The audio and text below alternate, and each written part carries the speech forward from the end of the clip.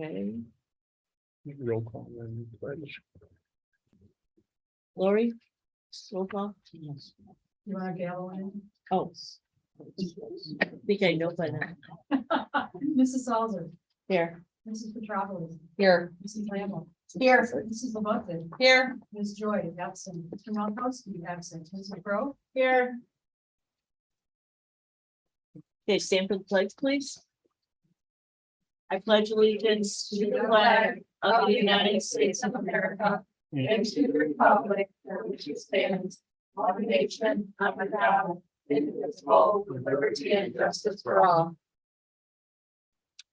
Okay, All right, we have our entire admin team, it looks like here, and I know we have Allison Mallow from over at Ridge Central, and we have Corey from Studio GC, and Wes, I'm assuming, wants to know what we're doing with construction, and then also want to welcome the parent and or community member. So hi. So I will we're going to actually start with our presentation from Studio GC. And really, we talked about construction going on for a while. We had talked about hoping to get it in last summer, but just with supply chains and everything, we knew that there was no chance of that happening. I know there's a district right down the road. They were supposed to have a completion date of the first day of school, and they're being told like end of October right now. You probably drive by it all the And they time have on that, so- 111. So I think it was very wise for Studio GC to say you want to pause this for a year. But we also know with that and with everything else right now, some of the costs have changed, which I'm sure Corey is going to discuss. So he's going to go ahead and do his presentation for us now. better hope that railroad strike doesn't hit. You're correct. We hope that. Yeah, then the cost is gonna go up higher. So, first of all, I want to thank you for having me out again, like Adam said, this is a large project, figures going along. I think, when Dr. Russell told superintendent, we had, some discussions of some of the additional offices, with the small businesses, specifically. At that time, again, the thought was we'd be able to achieve what was truly needed at them. And so we kind of took a step back. And when Dr. Brown came on, we revisited it, and I think it's a larger scope of capital project. And this is where we are today. We're at a good point where we'll have a schedule for construction timeframe to be able to achieve what we need to achieve for us to be able to open on budget. So with that, I'm just gonna jump quickly to some highlights of these of our projects, some overall floor plan over at Finley. These areas are indicative areas that will be touched within the building. So the two areas in red on the right, that is where we plan on expanding the 4 classrooms on the right side into the asphalt pavement area. It does not go a significant amount into the asphalt pavement, but it does make these rooms at least a third of the size bigger, which would ultimately be a larger than a standard size room, which would definitely benefit the Finley school. Absolutely. One of the things that needed that is severely needed. In green in between those two spaces, that is a potential alternate to provide 2 additional classrooms. Back when we did these preliminary plans, there were several priorities that was discussed with the admin and staff, and for sure the 4 expansions were priority number 1. And if numbers come in great, we could to those 2 classrooms in green as well. Yes, Corey, how big, if they cut that in half, what size would the classroom be? if we cut said right, 2 there'd on be there? about 800 square feet each. The green? Yeah, the green. Green, so there'd be 2 800 square feet? That's correct. Okay. And so the 4 classrooms that would be expanded are right around 1,000 to 1,200 square feet each. Okay. All the areas in blue are indicative of upgrading the finishes in all the restrooms. That's been something that's been requested for a while. Mhm. Not really changing any of the fixtures in there, but upgrading the flooring, upgrading the finishes, and things like that to make it really nice and look like that. And partitions will be replaced as well. There are a couple of the lavatories that will be replaced. As you'll notice, several of them have the old porcelain single users. We'll be expanding when capable to the larger multi-deck flats. In purple down there at the sixth grade and fourth, I think it's sixth grade lane. That is an area that we had realized needed addressing for a health and safety issue. We put it as part of this project. That we look at the economy of scale and get the numbers where they need to be. Also, during our walkthroughs, the receptionist desk, also in green over at Finley, has been noted that is not necessarily failing, but needs addressing as well. That's why that is also an alternate portion of this project. That is what you can see as the quote unquote additions or renovations of this project.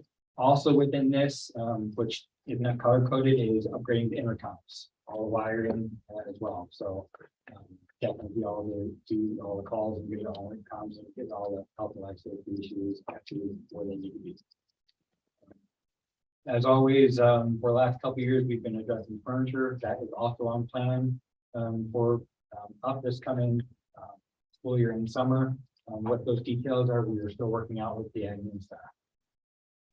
Before I jump to Central or Lawn, any questions with Finland? One more question. You're gonna update all the wires and stuff to the intercom. Will that be integrated within the security system too? We've made Blue Point aware that we are looking to do this, and they said that should not be an issue at all. Okay, so, okay, Clocks. We don't have, there'll be an upgraded master clock system. I don't believe updated clocks are part of this. That is something that definitely can be added. We're still early in the process. As I'll mention, for one of our schools, there's still some adjustments that can be made. Everything's there with the wireless now, so. Correct. It's real quick, in the nurse's office, is there there's a batch in the nurse's office, Yes, there is. and that one you have. Yeah, that is on there as well.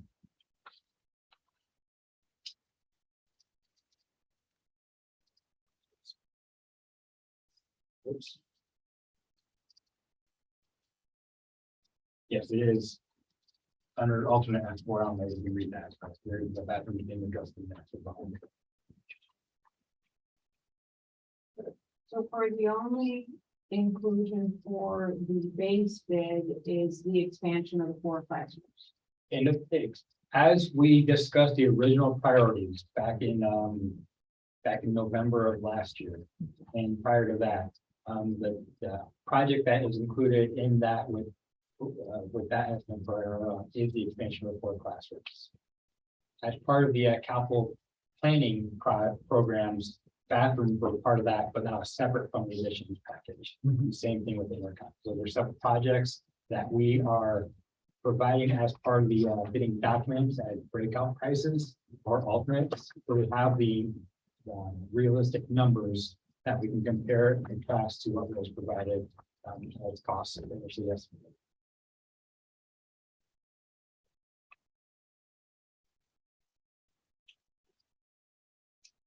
Over at Ridge Lawn, again, same kind of color coded combinations. In red, that is the infill of the courtyard. We showed a picture before. Basically, that roof area will be higher than the surrounding classrooms. Clear story windows that will let in the natural light. And as you can see, there's a corridor around the majority of the building spaces that have let the light come in and splash the walls and create a nice little area as well. The classrooms, each of those 4 rooms will have windows that will be able to see that natural light. It won't be direct, or indirect, which is the best way you can have. You will still be able to see the clouds moving through, but it won't be as bright and interrupted of students. Blue, same idea with the restroom. Each of the restrooms will be addressed with sinks and flooring upgrades, paint upgrades, as well as the partitions where they haven't been upgraded yet. In green, this was something that was discussed with the admin, with the staff over at Lawn, potentially of splitting that art room into 2 different spaces. Since it will be a larger space as part of the base bid, that would be a cost that would be in addition to the priority that was discussed. Can I ask a couple of questions? Yes. I'm just confused. Sure. You're filling in the courtyard, you're saying the roof is higher. How will there be windows outside? So windows will be high up above. So. So there'll be like the roof, so it'll be like a high up window, like up high to there. Yes, so Okay. for example, if you were going down that long spine in Central. You Yeah, see the up the there, yeah. windows up high. It's gonna be the Okay. same exact idea here. Okay, and that doesn't propose like a drainage issue for the secondary roof, like water pooling and things like that? Not at all. The way we have separated, we do have, we'll have interior roof drains. I'll collect all the water from that area. It goes straight down into the storms. And the other roofs, right now, nothing drains into that courtyard. The only thing that does drain into the courtyard is, well, right now when it's raining. Life, I mean, Life, everything, yeah. But we have our civil and all of our roof drainage will take care of any of the water that does get onto that roof. Okay. And again, same thing here as over at Finley with intercom, that will be all the wiring and intercom heading into the system.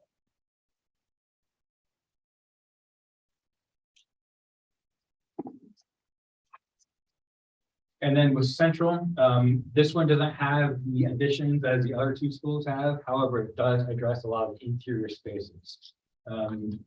As when this was built many years ago and the additions put on in 2003, since then, a lot of the itinerants have been lacking in small group areas in this building. We've addressed several of those options, as well as providing an additional classroom with the renovations in the main office. This does provide a true secure vestibule when it does bring the admin closer together as opposed to splitting them up on both sides. It does provide for a break room as well as a teacher's lounge with a workroom in that as well. The largest adjustment you'll see in this is the main spine that I was just talking about with clear stories. Underneath that wavy yellow soffit, there'll be little small group rooms in there. 4 of them separate, decent size, enough to fit a teacher and 2 or 3 students. But more or less it is intended for one-on-one instruction.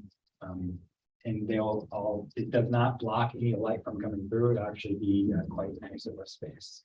But they cannot see, like people walking by won't be able to see in. It will not be a fish. Okay, that's what we had discussed before, how that would make a one-on-one situation very uncomfortable for a student. All right, perfect. So Thank you. there is, each of the doors will be a solid door. We'll have a window light like this as required. But yes, you won't be walking through, it won't be a glass view the whole way. Again, in blue are the areas of the restrooms that will be addressed, just like there are two schools, intercoms will be addressed as well. We did do some work this past summer with intercoms, and this work will be added additional to it. What you'll see in yellow is the district storage garage, the garage area. At this point in time, that was indicated as an additional piece that will be not currently in our bid documents to be addressed, but it is something that we are working to potentially get pricing and to add to the scope of work. Is the goal still to have those cubes, those The big storage yeah, what are they container. called? There is Yeah. intention The to trailers, have a big storage container just to the south of, People park illegally. sorry, and I'm covering everything here. Just right in this area. It will not block off the traffic way that gets through. It is 8 foot or 10 foot wide. There is significant amount, but the idea is really that not to be a pathway. It is accessible, but we're not block off. that traffic. If you remember our discussion from last November, that when we do eventually take Wes's garage away, the stuff that is a priority would go in that storage area there. But then we would also be looking at building a storage facility over by Lawn where he can store some of the more district stuff that can be moved easier. Compared to the truck don't fit with the plow. Mhm. You Yep. gotta go in for that airport. Nowhere to put it. They just don't fit. so if we build something at Lawn, it's gonna be a decent size. It would where need to we're be, gonna store it the would need to truck. be a good size. And we obviously, I mean, even when you look at the plans, we have the most room over there. We just had to be smart with the Yeah. placement. But there is definitely Yeah, the the room over there. geothermal thing. Okay. You're counting on a lot there, Wes. Okay, Corey, you know what? I mean, you've been around with Pat for how many years? And I've watched different changes in this, and couple of the teachers here have been around for that. I mean, the extensions we put on and then even, you know, you added all this stuff and then breaking it down more. I mean, like every year because we need more space all the time.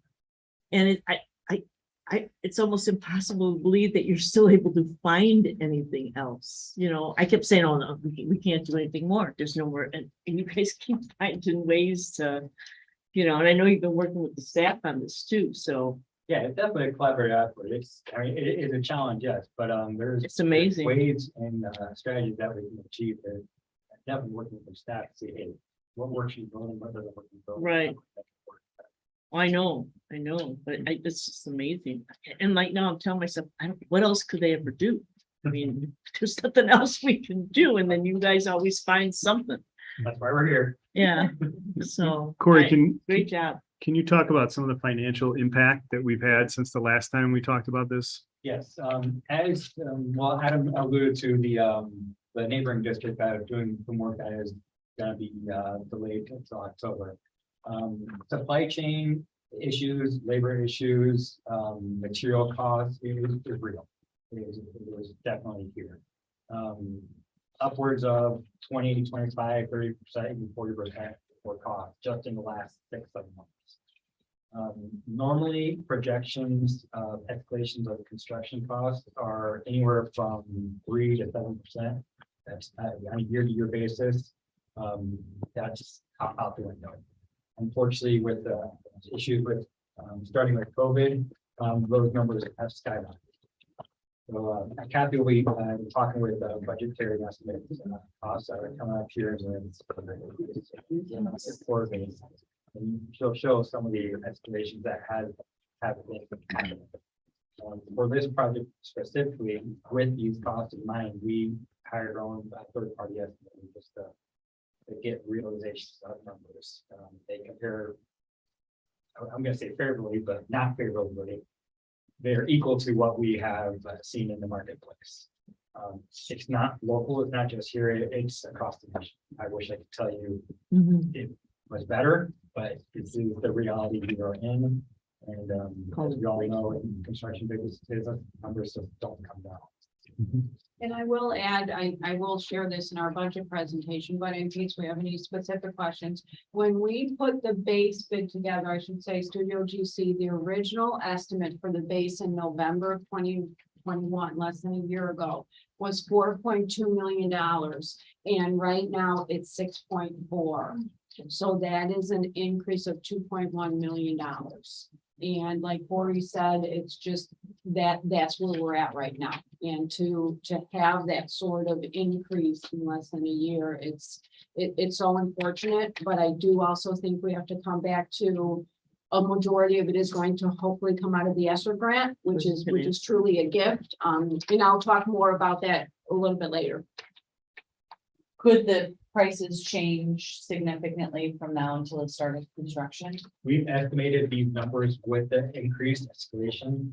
So even if we do go out for bid, like in the next couple of weeks, which is our intention, based on approval, we project those costs to a start of construction, which would be in the late spring.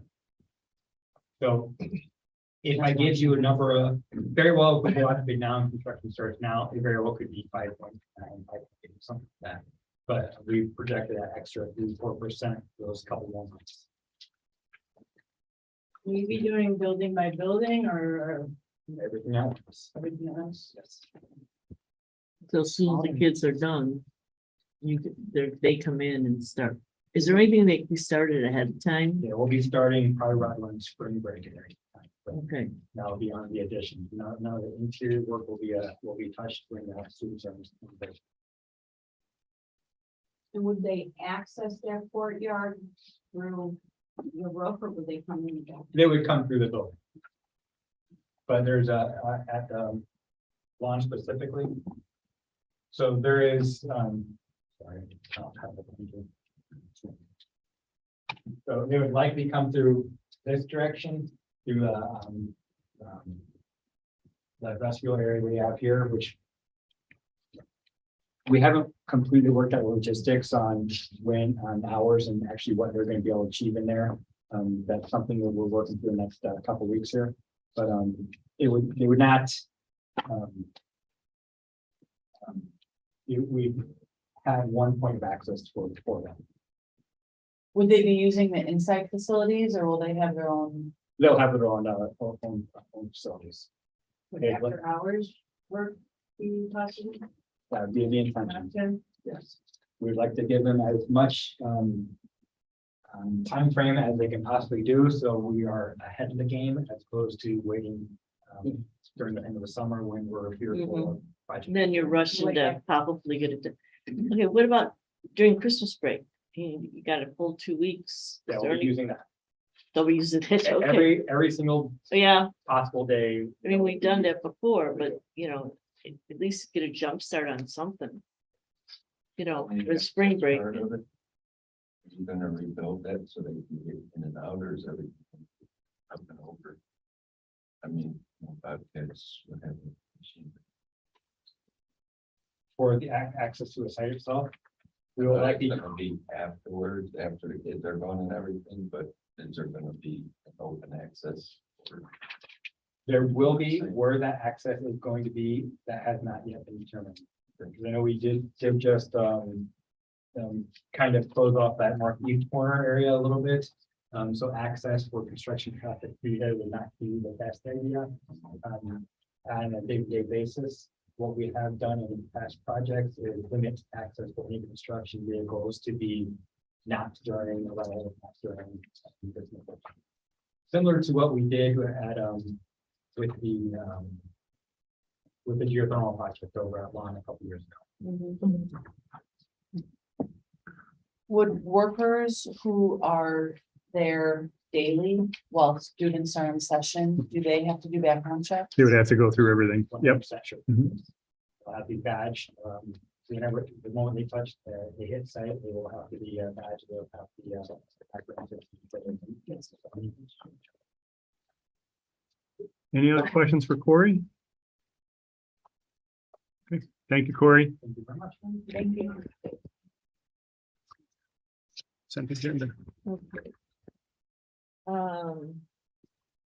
Approval of the consent agenda, the minutes from August 9th, 2022, open and closed session, and minutes of August 23rd, open and closed session. I make the motion. Second. Aye. Aye. Aye. Aye. Aye. Superintendent's report. Well, good evening, everyone. Usually I get to start, but we let Corey kind of take the first half an hour here. So I'm going to go quick through a few things and then a couple of things I want to spend a little more time on.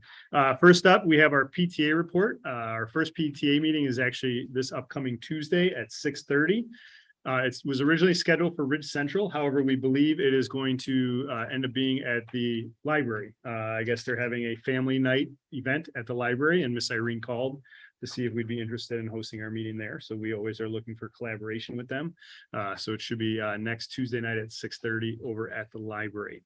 You'll see in your board packet all the fun pictures from the beginning of school. And we've talked about it over and over again. And I can talk about it now under the school opening updates, but just what a different feel it had this year compared to the last couple of years. We are still reminded that the beginning of the school year is always hectic, but also a very exciting time. And that excitement was definitely back this year, and hopefully you can see that in those pictures. As far as enrollment, as of August 25th, we had 1,430 kids. When school ended, we had 2 more back in June. So, but we are up 30, almost 30 students from where we were at this time last year. So it's always nice to see those numbers staying consistent. Definitely helps with planning. Vacant positions and possible staffing needs. That list is also in your packet, but we still have a couple certified positions that we have not been able to fill with a full-time teacher yet. That includes our EC over at Ridge Central. That includes our health position and reading specialist at Finley, as well as a special ed teacher at Ridge Lawn.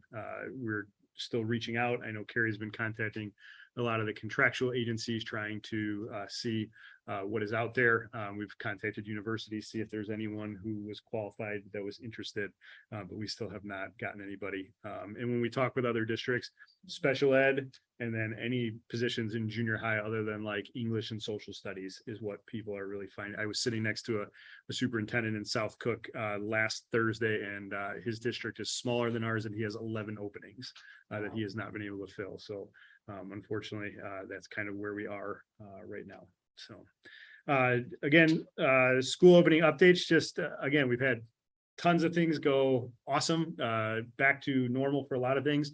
Unfortunately, the same normal we had last year is what we have again this year with our buses.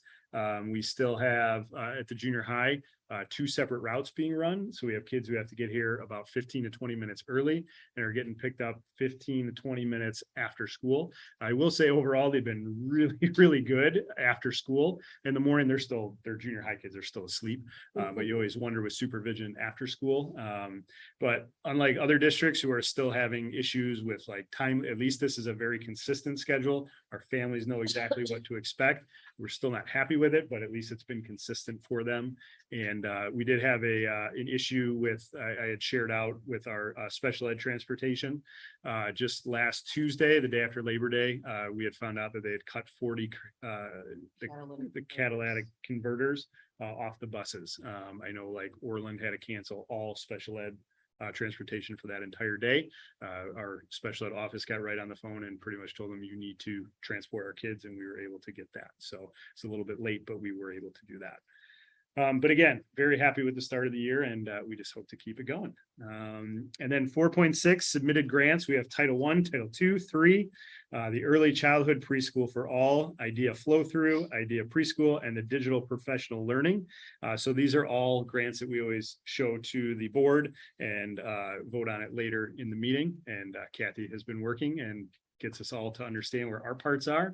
But it's a big process when you look at all the grants coming together and making sure you're putting things in the right place. Because then you have something come up like this that you want to make sure you're spending the money in the right spot for. 4.7, the junior high outdoor education field trip. So this is a field trip that our 6th graders have taken for a very, very long time. They go up to Camp McLean in Burlington, Wisconsin. It is an overnight trip, which I think is a really fun opportunity for our 6th graders. And I know, I believe Mrs. Bazian is up this year for attending. Does she know that? Yeah. Okay, all right, just making sure. Yeah, when I was a student as well, so. I've been on a number of. Yeah, and it's a great experience, and because it's an overnight, it's something we want the board to go ahead and approve. That usually takes place in the spring, I believe. And we also had the discussion, obviously our 7th and 8th graders have not had a chance to go on something like this. And when we look at the cost, it is very costly, along with all the other field trips that the 8th graders do, but we wanted to do something for them. So instead of going with an overnight, the junior high, the 8th grade teachers, I think, are pretty excited to take them to Iron Oaks for kind of an all-day thing. It's a little bit longer than the school day. I think it's like an 8-hour thing.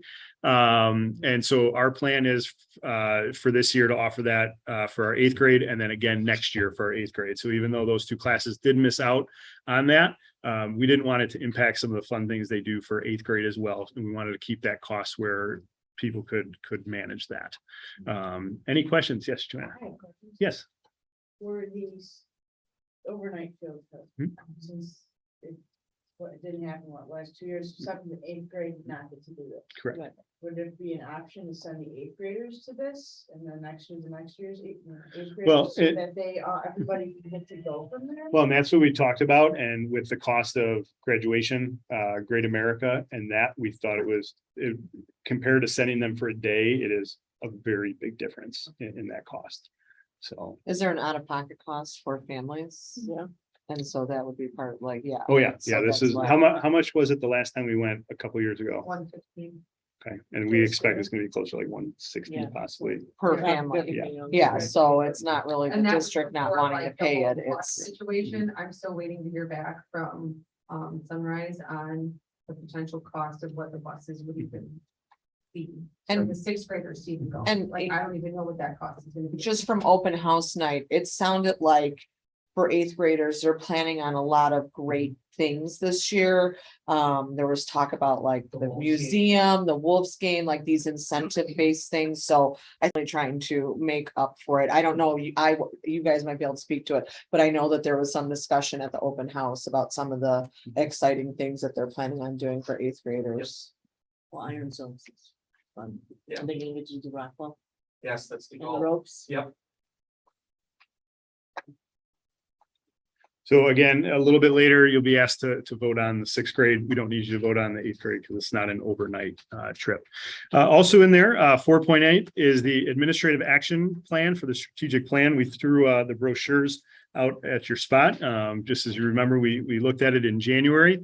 And the admin are constantly looking at this plan and using it as our guideline of kind of where we want to go with the goals.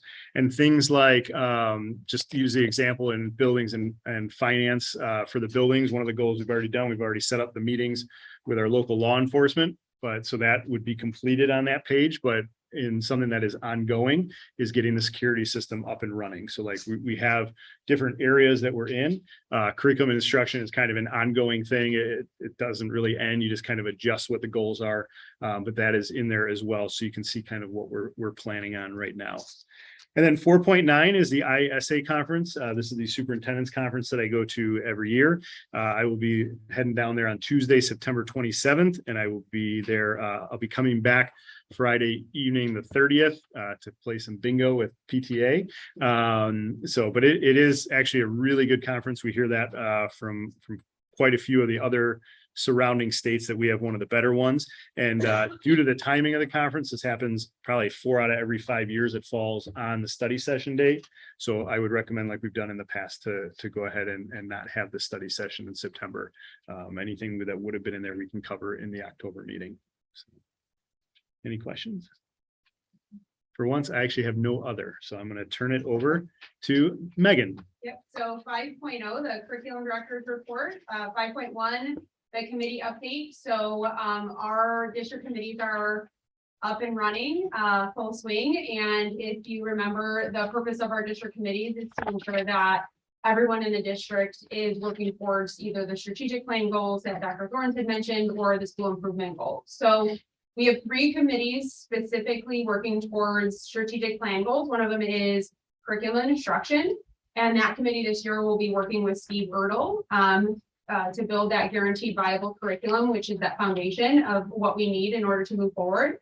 The MTSS committee will be focusing on reviewing data, both past and present, to determine what's best for students and staff and focusing on student outcomes in that area. And then the technology committee will be meeting again to look over the devices and ensure that we have a system in place for the rollout of all those devices, along with preparing us for any tech goals that we need moving forward.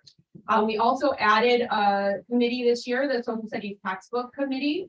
So this is a group of staff that will be reviewing social studies and analyzing social studies textbooks out there to see what best resource works for our district, along with the new social science standards. And we'll be meeting 5 times throughout the year, piloting these resources, and then coming up with a recommendation to the board in February for the adoption of that resource for the following year. So lots of work in those committees, and of course, thanks to all of the staff in those committees that have been a part or are joining in. 5.2, the equity learning continuum. This is an informational tool that districts have recently been given data to identify gaps within equity in their district. So it's based on 25 metrics. It's supporting areas of opportunities, resources, and supports. And then it's rated on a step scale. So the areas that are shared out on the Illinois report card, which will come out eventually for this year, and the data from this will be on there, are the areas of student learning, learning conditions, and elevating educators. So step 1 would mean that the district had large gaps in equity in those areas. Step 4 would mean that there were minimal gaps in those areas. And all of this data is collected from the 5 essentials. So every year we send out, don't forget to fill out your 5 essentials. Well, it's really important because we want the information, and input from all stakeholders. So that is one of the components. And then the other one is the climate survey results, which our 4th through 8th graders take while they're in the buildings. So it's a combination of those 2 surveys that gather the information to report out on those areas. And it's important that we continue to encourage everyone to complete that information so we can get that. It is important to know that what will be reported out on the report card is from 2018, 2019 data. So our next steps with this information will be to review the data, the report that we've received, look what we've done as a district since 18-19 in the area of learning equity and focusing on these 3 areas. What we've done to close gaps and provide opportunities, but then also start to make a plan for the future. What does the district want to do and where do we want to be? And then we'll start planning on programming and partnerships and resources specific to those areas based on what we want to accomplish and where we need to go. Chief, before you go. So one of the things that I want to, so the one indicator that is on there is right away is kids' readiness when they take the kids test in kindergarten. So that's an example of what's on there for the equity journey, like are all of our kindergartners having a chance?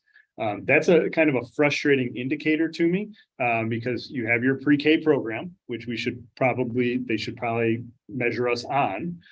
But all the people who have moved in since that pre-K and they start kindergarten, those who didn't even try to come to a pre-K program, those are the types of things that this equity journey is on. I always want to see data, but to see something that is going to be over 4 years old before almost half of our admin team was even here, our teachers were changed, is a little frustrating from the state. I hope that they will find a good way to use it because again, I always want to see data. I think it's really important.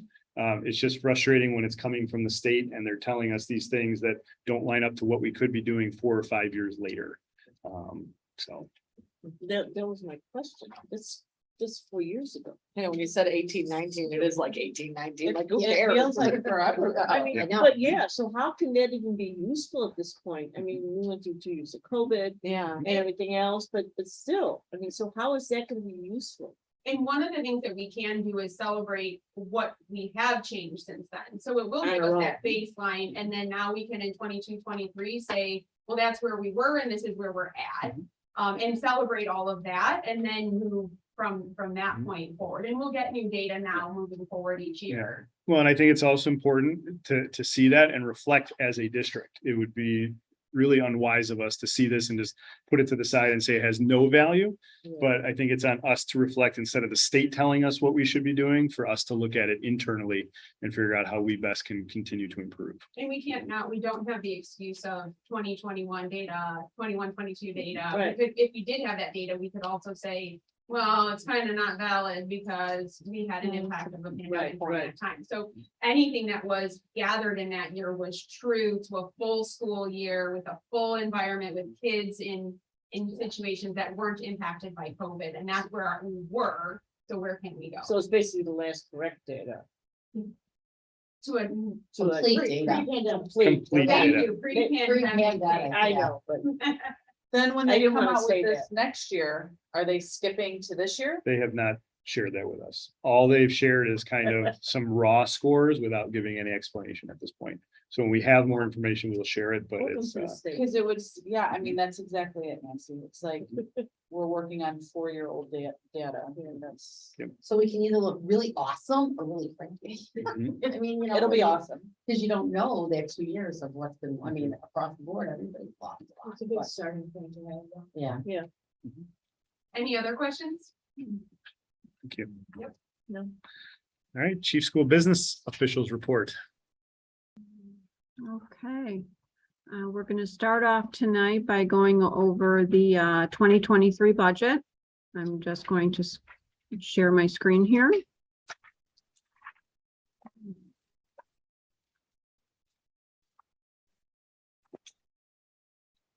Did it open the hearing?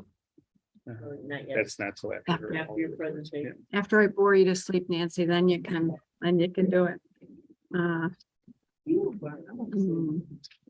You do a good job. Kathy, Why, thank you. at least for me, talking to me like I'm five. Okay, again, we're just gonna go over briefly the 2023 budget. And every year we talk about what above a budget is, and basically it's the roadmap to our financial success. We always want to start with our beginning fund balances. We want to know what our revenues are and what our offsetting expenses are, because it's very important to know where we're going to end the end of the year. The budget components are going to be our revenues, expenses, and our fund balances. We always like to share with the board our sources of revenue. We have our state, our federal, and our local sources. And the largest source of our state revenue is our evidence-based funding. This is actually the 6th year of evidence-based funding. It started in 2018. And we are still a tier 1 school, which means we are given additional tier 1 money each year until we reach a certain level of adequacy. The 14-year goal was all schools in Illinois to reach 90%. When we started in 2018, we were at 50%. So we have made significant strides, but still a long way off from that 90% adequacy. Last year in FY22, we received $11.4 million. And what we do is we've, been caught off guard a little bit by the state in the past. So we always budget according to what we received last year. So our state portion of the evidence-based funding is $11.4 million. Okay, other sources of revenue. We get our regular and special education transportation. We get our orphanage and private facility claim along with our state free lunch and breakfast. We have our pre-K block grant, career grant, and an after-school grant.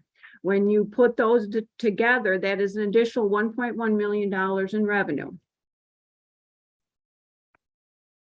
Other local sources are going to be property taxes. Property taxes, interest on investment and fees equal 7.9 million. The local sources of revenue being our property taxes. Is that rebate that they're talking about from the state, is that going to impact us with the property taxes or? No, that will not have an impact on us. No. And we did talk at a previous board meeting that the property taxes for Cook County are going out much later this year. But we did discuss that even though the cash receipts, which is usually September, probably aren't going to be starting to roll in until December, even January. We did look at our cash flow and we do have adequate reserves. And so we are budgeting a regular cash flow for our property taxes for this year. Okay, and how we budget for property taxes are, this year, we will be getting the second half of our 2021 levy. And then in November, the district will be putting out their 2022 levy, which is the request for property taxes. And historically, the way the county sends out their bills, we will receive 55% of that next year. And then we also put in an assumption of a collection rate of 95%. The last several years, it's actually been as high as 98%. Our collection rate is actually quite high, but we always put in about 95% just to be a little more conservative. Okay, so those were all our state and local. Now we like to talk about our federal. What are the federal government going to give us? Historically, we get our Title I, our low income, our Title II, which is teacher quality, and that's for professional development, which Megan has been very good at spending every dime. Title III is English learners. Then we do have the 2 special ed grants, the IDA flow through and the pre-K. Several years ago, those went through the co-op and it was just a pass through, but now Carrie is responsible for putting those grants through. And we also have our National School Lunch Program and breakfast program. Okay, so now the next 2 items are going to be our 2 ESSER grants for this year. The ESSER 3, they're just rolling over from the prior year. And ESSER 2, they're actually closing out the FY20 grant and putting us an FY23 grant. And it's very important to know that although the total federal revenue is 4.2 million, these two grants alone in our expense budget is 1.9 million. And why I think that is so important is we have to remember that one day that money is not going to be there. And so we'll talk a little bit more about that later. Okay, so there's always some things we don't know. A budget is what we know at this time. So our revenue assumptions that I have built in is we are going to receive our evidence-based funding amount that we did last year. We talked about property taxes. We're going to get the balance of 2021 and 55% of 2022. The federal and state grants, those are based on expenditures. So if we expend all of Title I this year, we will get all of Title I this year. If for some reason we don't spend it, it will most likely carry over to the following year. The state categoricals, those are the special ed transportation and regular transportation. The way the state reimburses is based on a claim. So we get a payment hopefully every quarter. And what we did this year is we budgeted for one payment from last year from FY22 and two from FY23. This year, we actually did get the one from FY21 and three from FY22. But again, we always start off a little bit conservative on our preliminary budget. And interest on investments, we're getting a significant amount of money, probably between $400,000 and $500,000 on our investments. I put in a budget of 75% with the economy where it is. I think it would be a little bit aggressive to go at 100%. So we brought that down just a bit. And this is just a graph that shows how we're getting our revenue.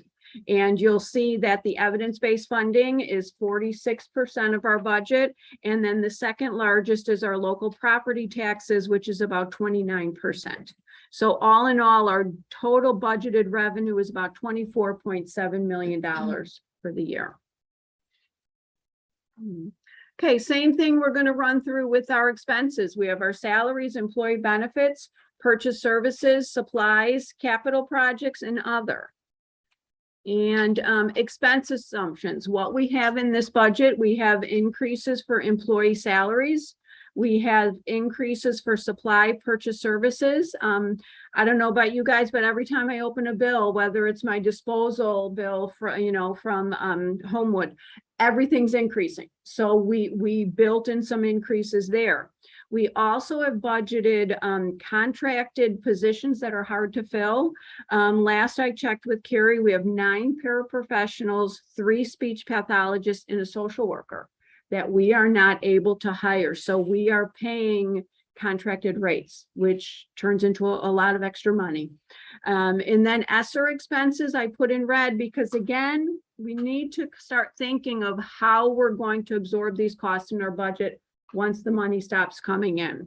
So the ESSER expenses that are in here to address learning loss are special ed teachers, a social worker that I understand we were not able to fill last year, but we have filled this year, a curriculum director, an IT tech, and lunch supervisors. So those are the main areas in ESSER, and then also summer enrichment. When ESSER 3 disappears, we're going to have to figure out how can we still offer our students summer school with the funds we have. Okay, and then we have a lot going on in the building as Corey kind of elaborated to. As far as cash flow and expenses, we have our FY22 capital projects that are finishing up. Flooring, masonry, site improvements, and rooftop units. Even though 3 of those 4 projects are done, the cash expenditures will be this year. So we have to take that into consideration. In FY23, we're going to be targeting capital projects of exterior doors and windows, classroom renovations and additions that Corey had talked about in detail. We're also going to be implementing the Blue Point system along with our communication system, that intercom and bells at each of the 3 buildings that are going to be improved. So a lot of capital expenditures in O&M. Okay, and then similar to the revenue, this is how we spend our money. These are our expenses by fund. We're an educational community, so obviously 75% comes out of the ed fund. The next is going to be our O&M at 11%, because we have $2.9 million with all our projects we talked about and custodial expenses, janitorial supplies. That's 11% of our budget. Expense by object, no surprise here. So salaries are 47% at 12.3 million and benefits are 2.1. So when you combine salary and benefits, that's 55% of our budget. And traditionally it's higher, but because we're looking at so much in capital improvements, that percentage appears a little bit lower. Okay, so this is what we had talked about earlier. I wanted to kind of drop the bombshell while Corey was still here in case we had some questions on the cost, because this is a big one. The original estimate for what he presented was the 4.2 million less than a year ago. So we are looking at an increase of $2.1 million to cover those base bids. Please understand that doesn't have anything to do with the alternates. It doesn't have anything to do with the washrooms and the intercoms and things like that. Those are additional. And so what we originally have in the budget in ESSER 3, we were able to budget $3.6 million in that grant for the base renovations. Even back last year, had a shortfall of about $600,000. But the way we budget, we always put in a contingency. We're pretty conservative, things like that. So right now we're looking at a potential shortfall of $2.7 million. And I just outlined a couple things on the bottom because this money is other than the 3.6 million that is not in the budget. And some potential solutions to this is the additional evidence-based funding. We're projected to get $950,000. If we get it, wonderful. It's not in the budget. That will take almost a third of it. We always put in an O&M contingency. Hopefully we could use it towards this. ESSER 2 and ESSER 3, we're not using the PPE as much anymore. You know, I think once we get a little bit more into the school year, we can dive into those 2 grants, and we do have the ability to rewrite them and find a couple $100,000 there. And remember, the ESSER 3 grant is still 2 years, so we got a little bit more money to play with there. So we can look at that. Conservative budget. I had said before, we only budgeted for 2 categoricals for FY23. If we get 3, that would be great news. We also have our fund balances. I know we never want to go into our fund balances, but fortunately that money is there if we choose to use it. And then finally, we don't really have any details yet, but right now there's an early childhood construction grant that Fran and I are going to start diving into. And in the presentation for the courtyard at Lawn is an early childhood classroom. And so we're going to do whatever we can to see if we could put some of those costs in there. So I know it's not great news. Nobody ever wants to hear we need $2.7 million, but there are things that we can hope help offset their It costs. seems like for sure at least half of Mhm. it might be white, though, because some of that is almost guaranteed, right? Say that again? Like about half of that 3 million will be Yes. gone, so technically we're before we have to dip or whatever. So Yes, like yeah. additional- Okay, yeah. Yeah, I really think we can make it work between the evidence-based funding, and if we keep other expenses as budgeted, I think we'll be okay. The other area you can also look at, which is not something you want to do necessarily, but it would be, if you ever got to like the fund balance part of it, would be if you look at our long-term capital projects, sitting down with Studio GC again and saying, can this wait a year or two, or will there be a diminishing cost if we don't do it? Before you dip into those fund And balances? didn't we have an early childhood construction grant before? Well, we have the pre-K Oh, grant that's, in okay, that, yeah, sorry, I Yeah, do and- remember, because yeah. with the playground and other things. Right, so- yes, we were able to build this in. This is a very large grant that the state is offering, so we're gonna be looking into that. Mm. Okay, and then this, and I'm sorry about the tiny print. This just shows that after capital projects, we're still projected to have $29.1 million in our fund balances.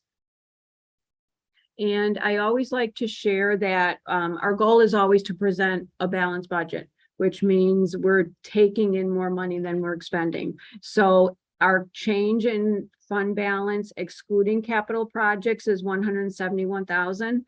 After the capital projects expenditures, we're at minus 1.6. And that's because we got that $5 million 3 years ago. So the money's been received and now we're just spending it. So that's as projected. Okay, then just a couple of the quick things again that are not in the budget, the additional evidence-based funding. 2 categoricals from FY23, the additional building additions and renovations that go beyond that amount that's budgeted in ESSER 3. And I threw in there, Lord knows, unforeseen COVID-19 costs. I'm hoping we don't have to touch that, but you just never know. Right? Right, I know. A lot of information, but anybody have any questions on any of that information? Yes. If we do decide to hold off on some projects or not do them at all, will we be penalized for that? Are we contracted to do this stuff? Yeah, no, let's say yes and no. With the exterior doors and window project, that is part of our working cash bonds. So when we sold those bonds in 2020, we received $5 million in cash. Okay, that's sitting in our fund balance. By law, we have to spend 85% of that because they're tax-free bonds and it creates an arbitrage situation. So that we do need to keep moving forward with. But already, I believe the ending balance for capital projects at the end of this year is $447,000. So we're going to be okay with that. As far as this other money, the building renovations, we have no obligation to do that. What we have to remember is that a lot of these conversations started almost 5 years ago. And it's spaces we need, it's what we need to move forward in offering some of these services. And with the money in the ESSER 3 grant, we can't spend the money. We can't spend the money unless we do a major project like this. So that's why when I had talked earlier, the $3.6 million is literally a gift from the state that we don't know when we're going to get that again. Now, my concern with Corey is, let's say it even comes back higher. You know, do we pick and choose what gets done? But until that bid comes back, we're really not going to know. But to answer your question, we are absolutely under no obligation. We have probably incurred, I would say, between $100,000 and $150,000 worth of architect fees, you know, for the planning and the bid specification. So we already do have a sunk cost, but the next step is really already paid for, and we go out for bid and we see where we end up. Yeah. Okay, I know we're already a little bit ahead of our strategic plan. Roast, for one thing, are done. But we have a whole 20 years. We've gone out 20 years. We know there's things that have to be done down the road. So to put things off too long and really jeopardize itself. But like the thing that concerns me, and when Corey said, you know, the cost of probably are not gonna come down. No, I mean, you know, what I mean, once they're up there, you know, what I mean, they're not gonna really come back. It's actually like, okay, we went from $2 to $10, and now we're going back down to 2. So The question is it gonna keep accelerating at the same pace or not? Because we end up doing the roofs earlier because we end up saving a lot Right. of money. Thank goodness we made that decision, Mhm, not knowing, the crystal ball would. right. And the timing of the roofs was absolutely perfect. Unfortunately, the timing of these projects are not. Mhm. It's stuff that we really need to do. We need Yeah. that base. And one thing, like Dr. Thorne said, is Studio GC, I think, is very helpful and honest. Is let's say we decided if unfortunately this bid comes in at $6 million and we have to dip into some fund balances potentially, they would look at that next 5-year plan, because we're actually in the fourth of that 10-year plan, and they would do an assessment and, okay, you know what, this we don't need. This could still hold up a couple more years. So in terms of cash flow, there is a little bit of leeway there as well. They're more of a partner with us instead of just. They really are. And from what I understand, they've been with us for decades, yeah. And so the timing of this is they will put out the bids on October 3rd with the goal of bringing them back to the board for our October meeting for approval. So just keep everything crossed that it comes in somewhere in the middle. I'm just rooting for somewhere in the middle there. What's the time frame? How long do they have to get the bids in? Usually they give them for about 2 weeks. Yeah, and there is actually a stipulation of how long they have to be published for.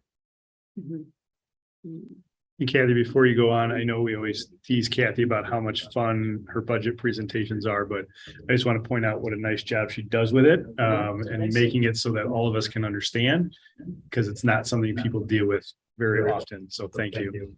You're very welcome. It's kind of weird how I love it. I know I'm creepy, but. Okay, now if I could get my Zoom back up, I'll be okay here. Let's see. Okay, moving on. Thank you for that. The next several items actually are really some housekeeping items. 6.2, we are part of the Lincoln Way Area Affiliation, and they are our insurance cooperative. And they reached out to us because back in August, the trustees of the co-op voted to accept a new trust agreement, which the trust agreement is basically the inner workings of how they work. And from what I understand, they shared with me that this trust agreement was adopted back in 1977. No one, including the affiliation, had a copy because they weren't. Assurance, who is our insurance carrier now, they didn't have it. So they did put their hands on the 1987 trust agreement and they amended it. The trustees, we have nothing to do with that. The trustees voted on it and approved it. So what we need to do is, it is included in your board packet, is just to approve the intergovernmental agreement between us and the Lincoln Way Area Co-op. Again, just a little formality. They assured me that the only thing that changes was some procedural things, things that they were doing that weren't reflected in the trust, as well as some legal verbiage and updates. Okay, the next one is 6.3 is the administrator's compensation report. We are mandated by law that we need to post the compensation report on our district website along with presenting it to the board. You will find when you review that document in your board packet that there are some TBDs, meaning to be determined, because historically returning administrator salary increases for the new school year are dependent on the CREA contract. And as we all know, we're still in negotiation, so that document is not fully completed. And then the next thing we need to do is the same thing for IMRF salary. Any individual exceeding $75,000, that must be posted on the website and approved by the board. And then finally, another public act is the administrator and teacher salary and benefits report. What Lori knows and loves is our EIS report. She is responsible for putting that together, and that is for the prior year. So that reflects all certified staff salary for FY22, and that will also be posted to the district website. 6.6, in order to be eligible for a transportation claim and to be reimbursed by the state, annually, we need to recertify our hazardous bus routes. Nothing has changed. We still have the same busy streets, the same railroad crossings, so we'll be asking the board to approve that. And then the school-sponsored activity list, every year I share that with our building principals to see if anything has changed. So FY23 is included in your budget packet. And then I do have one other this evening. I know we've been talking a lot about the lunches and yeah, we're ready for you, Chrissy. And so I actually had a real good conversation with the building principals today because I wanted their input. And what we're going to do, we're actually going to send out 2 surveys by the end of the month. We are not only going to survey the students in terms of what they like, what they dislike, we're also going to reach out to the parents. Does your child participate in breakfast or lunch? And if they do, what are their thoughts? And if they don't, why not? Because our goal as a school district in our food and nutrition is to feed as many students as possible. I am a believer that breakfast is the most important meal of the day. I'm hoping when we get those surveys back, people are not eating breakfast here because they're getting it at home, rather than, oh, we really don't like it. Because then if it is a really don't like it, we need to go back to open kitchens and see what we could do about that. I don't think breakfast is the problem. Well, our breakfast numbers are much lower, I believe, than our lunches. That could be because of the amount of time they have to eat it. I mean, it's what, 10 minutes?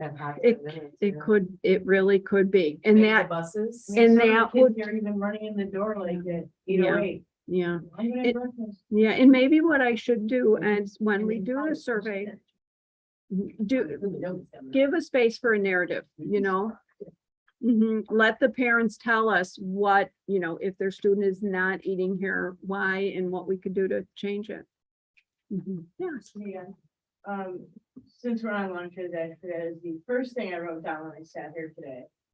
They're changing what's offered during the day versus what's on the menu. Yes, That yes. is not And these kids have. no, and it's not making parents happy McDonald's or us. Oh, that was, That yeah. was different. Remember McDonald's Day, like, Well, that was, you made me lunch and I got McDonald's, I'm like, that's psychic. I personally carried 900 cheeseburgers that day. I'm sorry, I totally interrupted. You come up or did they? We did. That's Uh, a phone call I'm covered the curious cost. about Yeah. McDonald's. Yeah, yeah. Like, It, I need a 900 cheeseburger and a small diet. It- Like, I don't know. Right. What's the Yeah, combo it- but- there? But no, that was on their dime, and we did pay for it. It was $1,700 for 900 cheeseburgers, but they clearly told us to take it off their bill. And to be very honest, Open Kitchens has really been a hot mess this year. They have a new representative that we've been working with. They have not only changed and made substitutions, which is not good for anybody because kids want to know what they're having and mom and dad pack or they don't pack. And then there's been issues with deliveries, and they've given me a couple indication that maybe they've taken on some additional schools, maybe CPS. So I did not talk to the gal today, but I'm scheduled to talk to her tomorrow because overall it has not been a stellar start to the school year. We've had a good experience with them the last couple of years. Yeah. in terms of service. Yeah. Is their contract annual? No, it is, we went out for bid, so it's a 3-year renewal. And I actually did just look at that before we started our meeting. We could actually go out for bid as soon as next year. And we may want to consider it as another conversation, but they have, ISB has eliminated the law of the lowest provider. So that might bring in some additional vendors to bid. I remember we just talked about. Mhm. Recently and having Yeah, so, and as a matter of fact, I received an email from Arbor Management. They've been around forever. And every year we submit a bid to them, but they've never been the lowest responsive bidder. And I actually got an email yesterday to say, hey, if you guys are going out for bid, keep us in mind. So honestly, I thought maybe closer to December, January, we'll see how this is going. But really, even if it's going well, It's still, we, I mean, we I don't know if still- you know, but like in the past, we were forced to take whoever came in the lowest. yes, No matter what we thought, and the only reason we got Open Kitchen is because the last company was neglect and Mhm. in delivery times and things like that, so this was a step up, I It felt like, was. but if there's all these issues. 2 weeks and already there's been at least 3 instances where she had to get McDonald's and then Mhm. last few days. it's Yeah. been different than what the calendar says and that what, Well, that's little man difficult. circled on the Yeah. calendar. It's very difficult because kids are Well- picky. They want to eat it, the chicken nuggets, but Yeah. they don't want the tofu. Yeah. You know, and then you have a I'm just- kid- Carrots. Well, then you have a kid Yeah. who's hungry and uncomfortable after you, and know. it doesn't make for a positive learning experience, so Yeah, I can totally Mhm. understand where you're coming from, that can't mhm. go on. Agreed. Mhm. So, I understand that we don't have to have the lowest bidder. My question is though, will we be able to tell if you do go out for bid, because there's a certain amount that gets reimbursed from the state Mhm. that is there, so we would be able to, you would be able to know, like, what is the cost Mhm. to the district to go to upgrade, I guess, or Yes. however you want to say. Yes, something and like that. So- because and it's a very lengthy process, but it's a very simple process for them to submit. They tell us how much they're gonna charge for breakfast and how much they're gonna charge for lunch.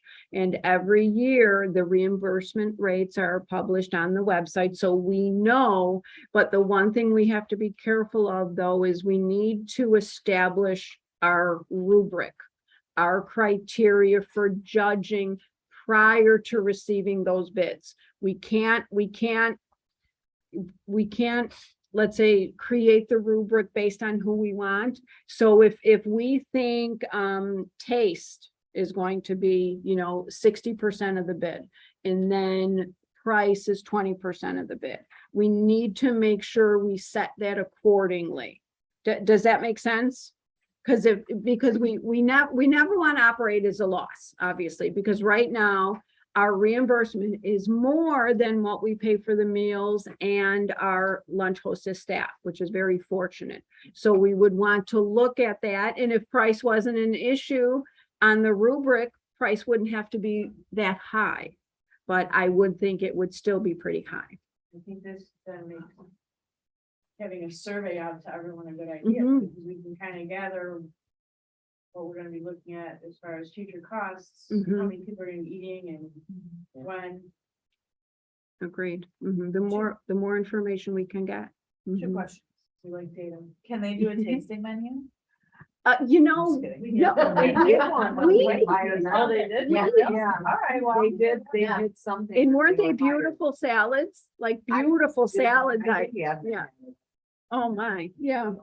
Mhm. My second question is, has there ever been a time where our students were charged minimally? Yeah, Yes. Prior to us being a Title I school, which means majority low income. Right now, we're part of the National School Lunch Program, so everyone gets a free meal.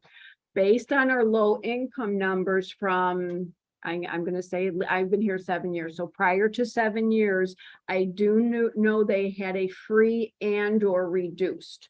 So it was based on an application, I believe, so Yes. every family would submit an application. So depending on where you were in terms of income, you might have to pay a portion of that. Yeah, I mean, I would think that if the taste is better and Mhm. more of our kids are saying, yes, I want that, yes, I want that.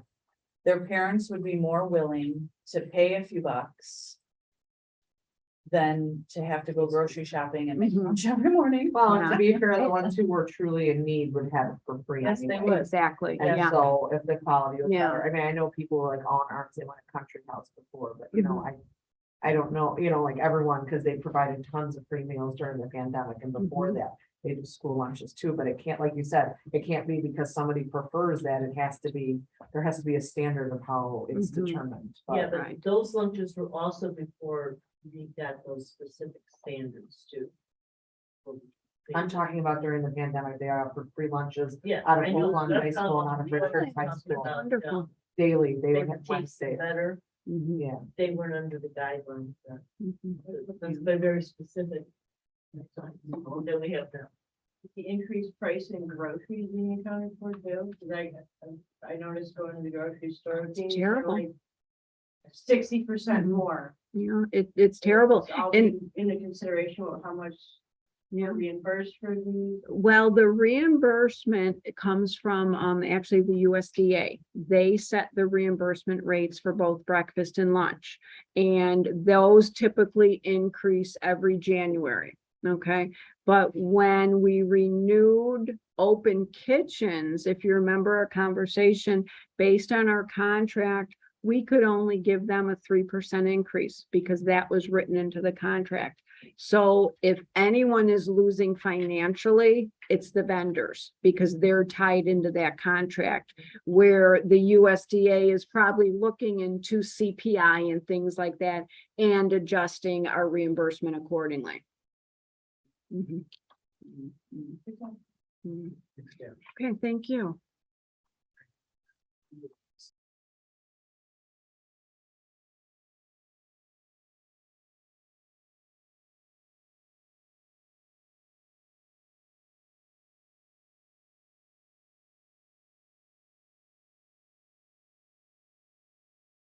Bob, FY 23, budget. Yeah, Oh, wait, no, it's got, That was last one. Yeah. oh, never mind. everything but just. Yeah, well, next time do this. Add to your duties. Yeah, we did that the last. Yeah. I apologize. Okay, and we're going to open the hearing at 7:48 PM. And for those of you who have been here before, we have to do the next statement 3 times. Is there anyone who would like to address the board regarding the FY 23 budget for Chicago Ridge School District 127.5? Okay, again, is there anyone who would like to address the board regarding the FY 23 budget for Chicago Ridge District 127.5? And for the last time, is there anyone who would like to address the board regarding the FY 23 budget for Chicago Ridge District 127.5? No? Hearing is close at 7:49. Took a whole minute. Okay. We're on the 8.2. Potential board action to adopt Chicago Ridge Public School District budget for FY 23. Motion. I make a motion. Second. I'll second the motion. The motion. Mrs. Petropoulos. Aye. Mrs. Lebudzic. Aye. Mrs. Lammle. Aye. Mrs. Grove. Aye. And Mrs. Salzer. Aye. 8.3, potential board action to approve Title I, Title II, Title III, Early Childhood Preschool. Idea flow through, idea preschool and digital professional learning continuation grants. Motion. I'll make the motion. I'll second the I'll motion. second the motion. Mrs. Grove. Aye. Mrs. Lammle. Aye. Mrs. Lebudzic. Aye. Mrs. Petropoulos. Aye. And Mrs. Salzer. Aye. Potential board action to approve hazardous walking routes for 22-23. Motion. I'll I'll second then. I'll second then. Mrs. Grove. Aye. Mrs. Lebudzic. Aye. Mrs. Petropoulos. Aye. Mrs. Lammle. Aye. And Mrs. Salzer. Aye. Potential board action to approve school sponsored activities list. Motion. I'll make the motion. I'll second. Mrs. Lammle. Aye. Mrs. Lebudzic. Aye. Mrs. Grove. Aye. Mrs. Petropoulos. Aye. And Mrs. Salzer. Aye. Potential board action to approve outdoor education field trip for 6th grade for both board policy 6.240. Motion. I'll make the motion. Second. Mrs. Levinson. Aye. Mrs. Grow. Aye. Mrs. Petropoulos. Aye. Mrs. Lamb. Aye. Mrs. Salzer. Aye. Potential board action to authorize Studio GC to solicit bids for building addition and renovation project. Motion. I'll make the motion. I'll second. Mrs. Petropoulos. Aye. Mrs. Lamb. Aye. Mrs. Levinson. Aye. Mrs. Grow. Aye. And Mrs. Salzer. Aye. Potential board action to authorize Studio GC to prepare design specifications and solicit bids for capital planning projects. Motion. I'll make the motion. Second. Mrs. Grow. Aye. Mrs. Petropoulos. Aye. Mrs. Levinson. Aye. Mrs. Lamb. Aye. Mrs. Salzer. Aye. Potential board action to approve administration action plan for 22-23 year of strategic plan. I'll Motion. make the motion. I'll second. Mrs. Levinson. Aye. Mrs. Lamb. Aye. Mrs. Grow. Aye. Mrs. Petropoulos. Aye.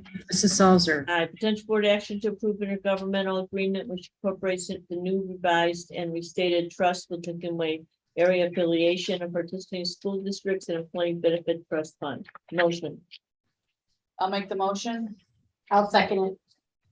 Mrs. Petropoulos. Aye. Mrs. Levinson. Aye. Mrs. Grow. Aye. Mrs. Lamb. Aye. Mrs. Salzer. Aye. Potential board action to cancel September 27th, 2022 study section. Motion. I'll make the motion. Second. Everybody jump. Mrs. Lamb. Aye. Mrs. Grow. Aye. Mrs. Levinson. Aye. Mrs. Petropoulos. Aye. Mrs. Salzer. Aye. Potential board action to approve final payment TSI commercial flooring amount of $32,586.50. Motion. I'll make the motion. I'll second. Mrs. Lamb. Aye. Mrs. Petropoulos. Aye. Mrs. Grow. Aye. Mrs. Levinson. Aye. Mrs. Salzer.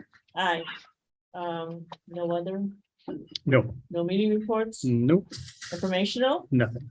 opportunity for visitors to speak. We do have a visitor. Hi. Do you have anything you'd like to say? No, not really. I'll introduce myself. I'm Tanya. I have a kindergartner that just started at With Central this year. Oh, My great. 19-year-old went through With Central in Finley. Program. Oh, yeah. I Yeah, remember this. yeah, it's doing well, so excited to be back in it. Welcome Yeah, back. thanks for, Welcome. thanks for coming. Okay, president's prerogative. It looks like everything's getting off to a good start. So thank you, everyone, for doing what you're supposed to do. Now, I'm going to change a little bit because I say the same thing all the time. Because thank you, because I think you guys are great. Is there anything you need from us? So make sure you contact Adam or let us know if there's anything you guys need from us to keep the ball rolling. So that's it. That doesn't go for Wes, right? You can't. Yes, answer Wes anything. too. Okay. That's not-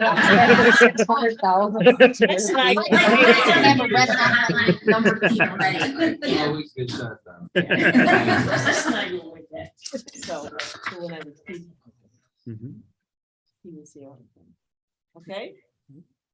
And we'll be adjourning to, so we'll close the meeting. Yeah, we're gonna go to closed session for the purpose of discussion of the appointment, employment, compensation, discipline, performance, or dismissal of specific employees of the public body or legal counsel for the public body, including hearing testimony on a complaint lodged against an employee of the public body or against legal counsel for the public body to determine its validity. However, a meeting to consider an increase in compensation to a specific employee of a public body that is subject to the Local Government Wage Increase Transparency Act may not be closed and shall be open to the public and posted and held in accordance with this act as defined in the Open Meetings Act, Section 2C1.